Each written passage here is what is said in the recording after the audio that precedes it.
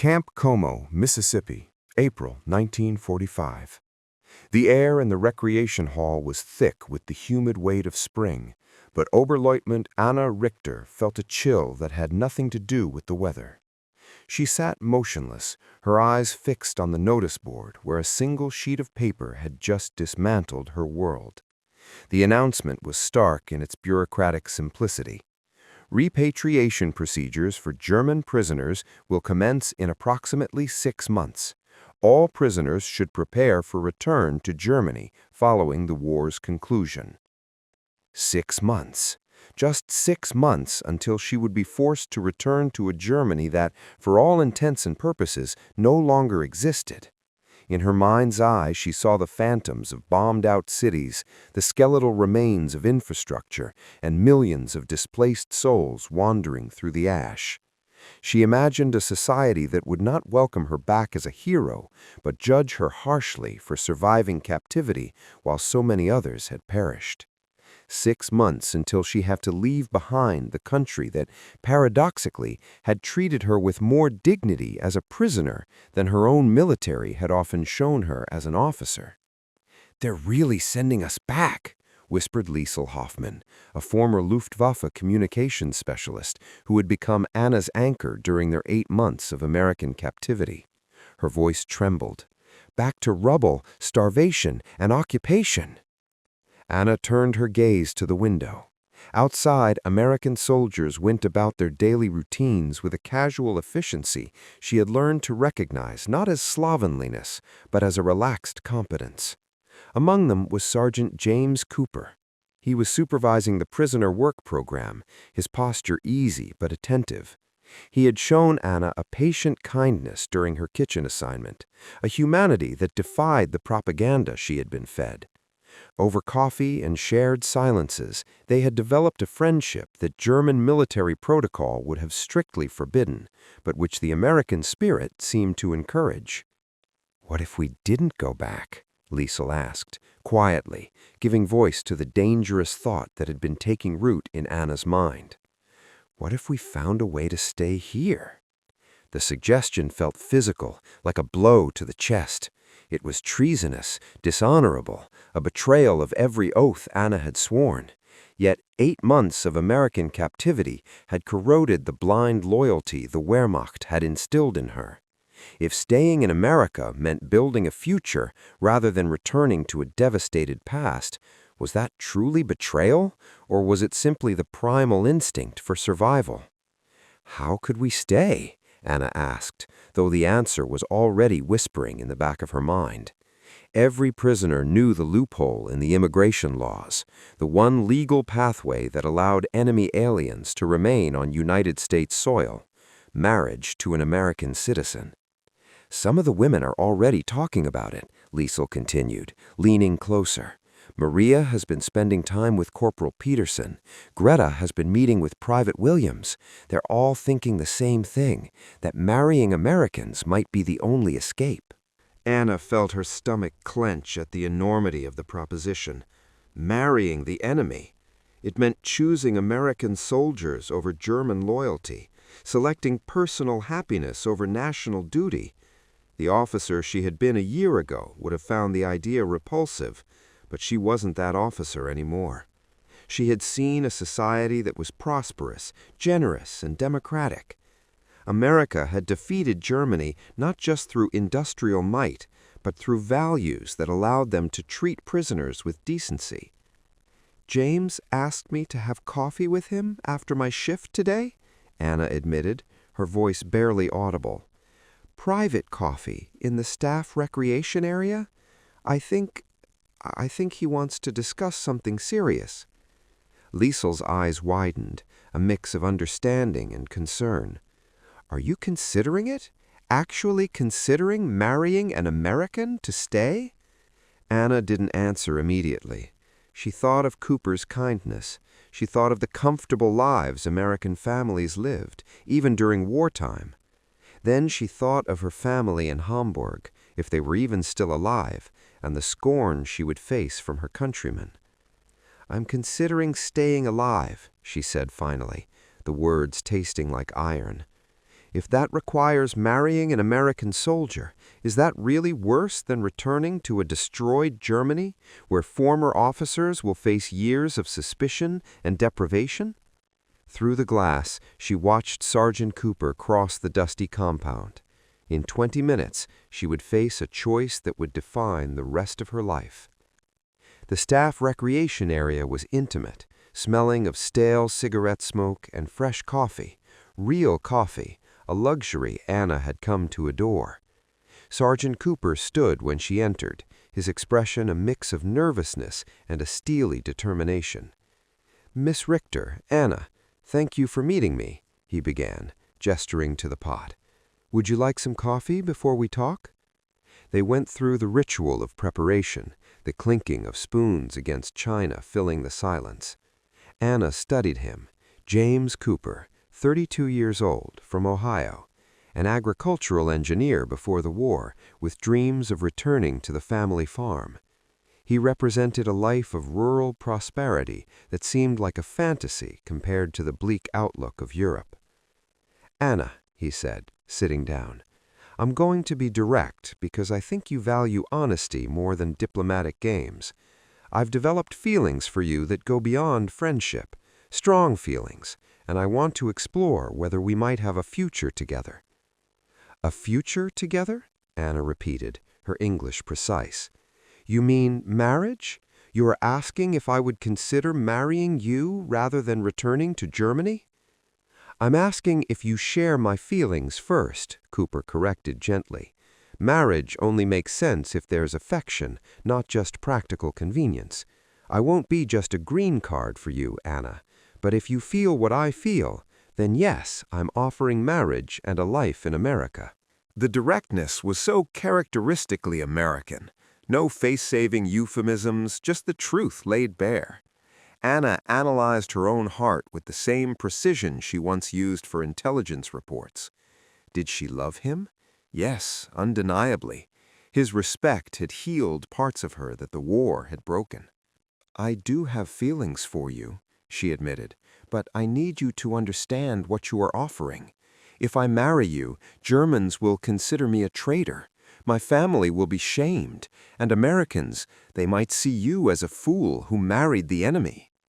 "My family might have trouble accepting a German daughter-in-law," Cooper acknowledged. "Neighbors might question you. This won't be easy, but I believe we have the foundation for something real. You're intelligent, hard-working, and honest about Germany's failures without losing respect for your people. I admire your courage. Those are qualities I want in a partner, regardless of the uniform you once wore." Tears pricked Anna's eyes, the first she had allowed herself in a long time. "James, I need to be honest about my motivations. Yes, I have feelings for you, but I also do not want to go back. I want the life America offers. Can you accept that mixed motivation?" "We're both practical people," smiled Cooper, a genuine warm expression. "Pure romance is for people who haven't lived through a war. Building something on affection and practical considerations seems more honest than pretending the rest doesn't exist." By the time she left, they had agreed to move forward. As Cooper warned, they were not alone. The next morning, the barracks buzzed with the whispered debates of women standing on the precipice of the same decision.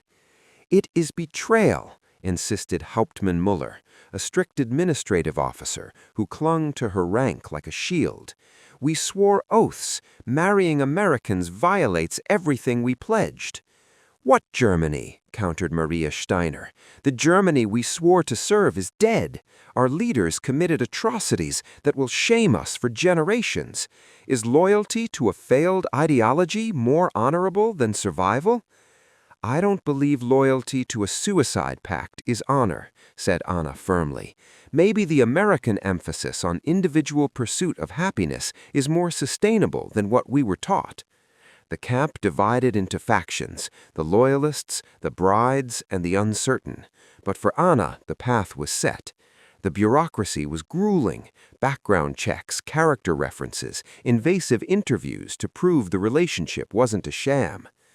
"Do you ever regret starting this?" Anna asked Cooper during a particularly exhausting session with the paperwork. "Never," he replied. "You're worth the paperwork, Anna." In August 1945, the atomic bombs fell, Japan surrendered, and the timeline accelerated. Anna's application was approved. Her wedding was set for September, mere days before the repatriation ships were due to depart.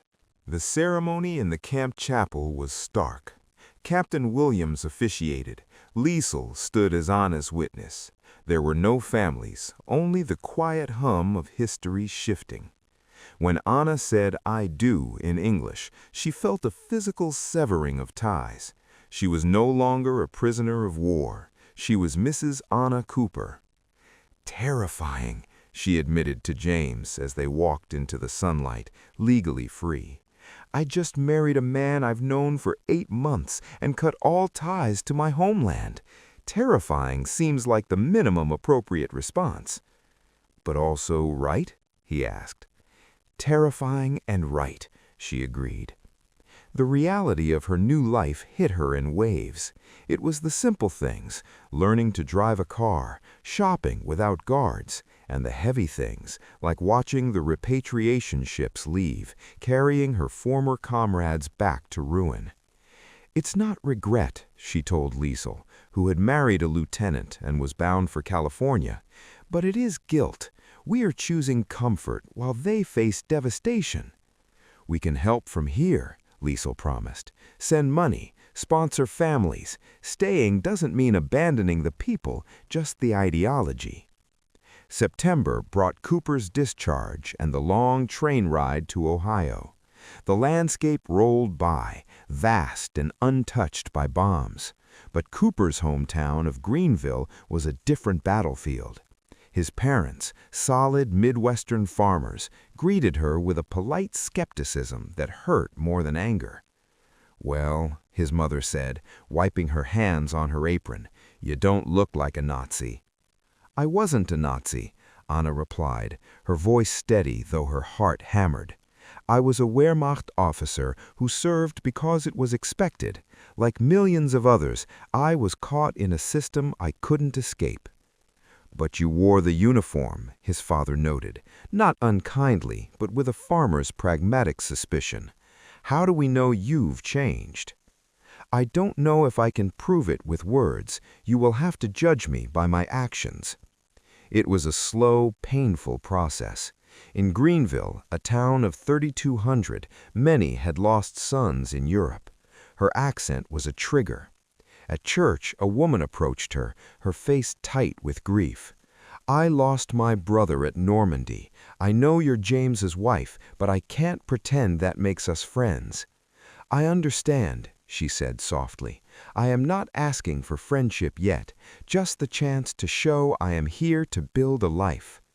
She worked hard. She learned to farm, to cook American casseroles, to navigate the social currents of a small town. She sent care packages to her mother in Hamburg, coffee, sugar, medicine, trying to assuage the guilt of her prosperity. By the spring of 1946, the isolation was beginning to crack. A support group for German war brides formed in Columbus, and Ada found solace in a room full of women who understood the specific, heavy burden of their choice. They shared stories of hostile in-laws and homesickness, knitting together a new identity that was neither fully German nor fully American. When Anna became pregnant, the stakes shifted again. "Our child will be American," she told James, her hand on her stomach. "No accent, no need to justify her background. In some ways, it is a relief." "You're not erasing your heritage," James assured her. "You're transforming it. She will be the bridge." Decades compress time, but memory holds the sharp edges. By 1955, 10 years after the war, Anna stood in her kitchen, the smell of roast chicken filling the air. In the living room, her daughter Sarah was practicing the piano, the notes drifting through the house. There was a knock at the door. It was Mrs. Peterson, the neighbor who had once refused to look Anna in the eye. "Mrs. Cooper," she said, smiling. "I wanted to thank you for helping my daughter with her German homework. You're the only one who can explain the grammar." "Happy to help," Anna replied, and she meant it. She had become a resource, a bridge, a respected member of the community. Later that evening, as the sun set over the cornfields, James joined her on the porch. They watched Sarah playing in the yard with the neighbors' children. "Do you ever regret it?" James asked, the same question he had posed that first Christmas. "Never the choice to stay, though I still carry the weight of why it was necessary. But look what we built." She traveled to Columbus the following month for the 10th anniversary of the War Brides group. Standing before 300 women, Anna spoke not of shame, but of resilience. "We made a controversial choice," she told them, "but we made a human choice. We chose love over a defeated ideology and the future over a destroyed past. 10 years ago, we were the enemy. Today, we are mothers, neighbors, and Americans." Driving home, the Ohio roads felt like hers. She realized she had stopped looking back. She had chosen the enemy, yes, but in doing so, she had chosen life. And as Sarah ran to greet her at the door, burying her face in Anna's coat, Anna knew that sometimes the most honorable thing a person can do is simply to survive and to love.